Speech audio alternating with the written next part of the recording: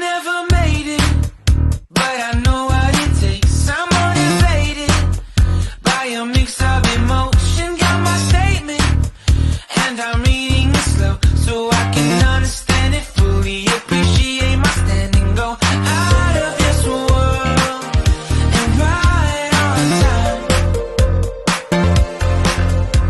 Oh, never in my life have I seen the sky light up like this. I'm far away from Earth and I wanna know if you exist. Mission control, do you read me? Send me my coordinates lately. Mission control, am I drifting?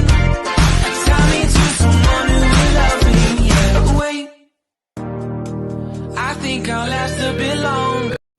Welcome everyone. Welcome everyone. Welcome everyone to another Ref Brandon and the Todd Family YouTube video. Wherever you are, whatever you may be doing, thank you so much for making Ref Brandon and the Todd Family a part of your day. We always greatly appreciate it, since it is a Tuesday and we're only 4 days away from week 0 in the world of college football. I want to try to squeeze in one more season prediction and preview one more college football team and tell you what I think their record will be.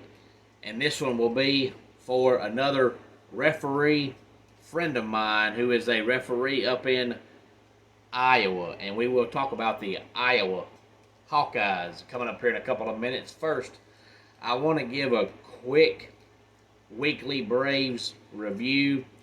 I'm not really going to talk much about the Braves until the playoffs start, unless something miraculous one way or the other happens. I know last year here on the channel, I pretty much did a Braves review every single week.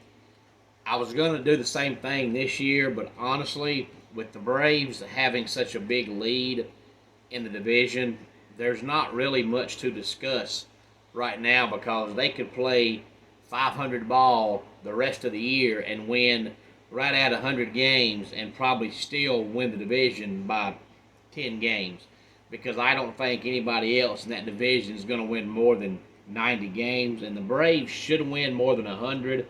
I'm just saying, even if they don't and they do play 500 or worse the rest of the year and they win 98, 99 games, they're still going to win the division pretty handily.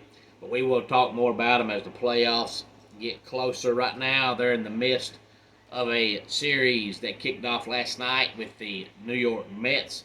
That's a 3-game series. I believe it's the last series of the year with the Mets. They're off on Thursday, and then they'll play the San Francisco Giants this weekend on Friday, Saturday, and Sunday. But the Braves are the only team in baseball that has 80 wins, so that tells you how good they're playing right now. Even the Dodgers, as good as they are I believe 4 games behind the Braves for the best record in baseball. They've got a double-digit lead in the division. Spencer Strider was the first pitcher in baseball to reach 14 wins. He's got a chance to win 20 games, but even if he does, I don't think he'll win the Cy Young, only because his ERA is up around 3.5, and you don't normally see guys with ERAs that high win the Cy Young. And it's that high because when he's bad, he's bad. He don't go out there and give up 4 runs. When Spencer has a bad night, he gives up 8 runs. And that leads to your ERA being that high. He's definitely going to lead baseball in strikeouts, and that's not going to be close. But that's all for our Braves review for the week. If you have any thoughts on the Braves, please feel free to let me know in the comments section.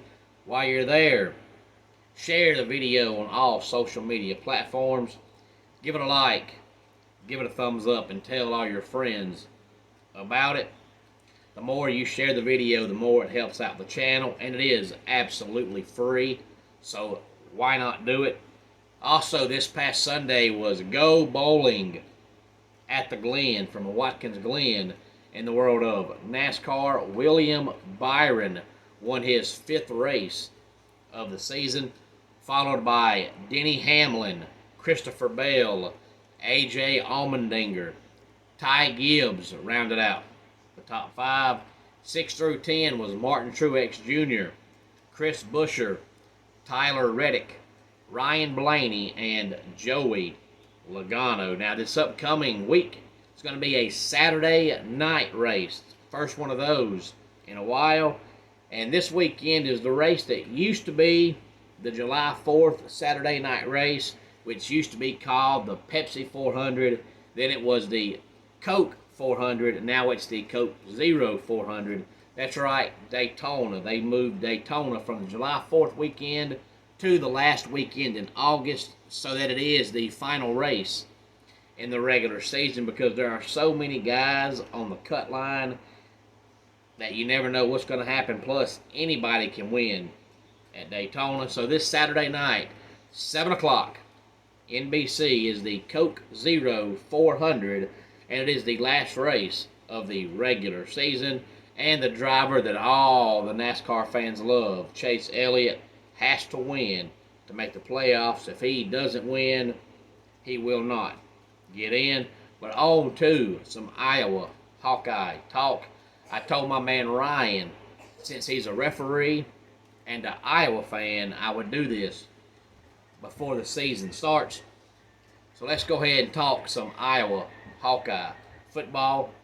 Of course, first game of the season on September the 2nd at noon, they play Utah State. Then they'll play their arch rival, Iowa State, on the 9th at 3:30. And then they play Western Michigan the following Saturday, the 16th, at 3:30. And then after that, it's all conference games the rest of the year. On the 23rd, they play Penn State. On the 30th of September, they'll play Michigan State. Heading into October, on the 7th, they'll play Purdue, Wisconsin on the 14th, Minnesota on the 21st. Then they're off Halloween weekend on Saturday, October 28th.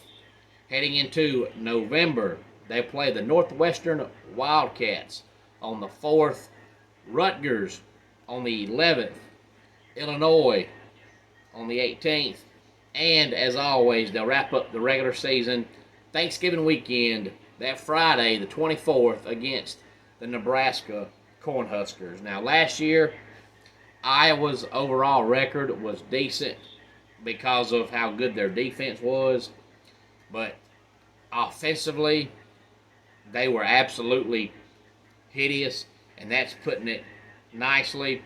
But if you look at Iowa the last few years, it seems like every time they have a 5, 6, 7 win season, they come back the next year and win 9 or 10 games, which leads me to believe this year they're going to win 9 or 10 games.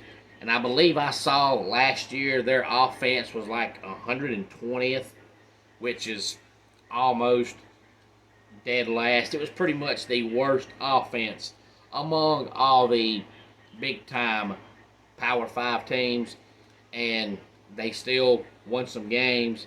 If they can improve the offense enough to be 90th in the country, I think they're going to win the majority of their games. To me, I think the only losses on the schedule are Penn State and Wisconsin. Those two games, they lose. But knowing Iowa, knowing how they are, every year they have one game where they just flat out no-show. They've done this for years for whatever reason. So I say they lose to Penn State. They'll lose to Wisconsin. And then between Michigan State, Purdue, and Illinois, one of those three games, I predict they're just going to not show up and lose that game.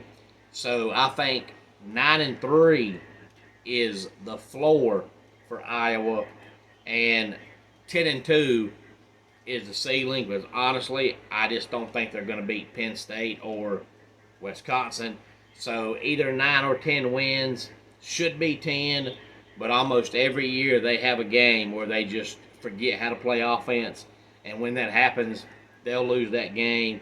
It'll be either Michigan State, Purdue, or Illinois. So Ryan, my prediction for Iowa this year is 9-3, which would be an improvement from last season. I'd love to see them win 10 games, but I just don't trust their offense enough. It seems like every year they have one game where they just absolutely do nothing on offense, and that'll happen again this year, and they'll end up losing one game they shouldn't lose. But I think Penn State's just better than they are, and I think Wisconsin's just better than they are. Any thoughts on this? Please feel free to let me know. Homes for Our Troops is a publicly funded 501c nonprofit organization that builds and donates specially adapted custom homes nationwide for severely injured post 9/11 veterans.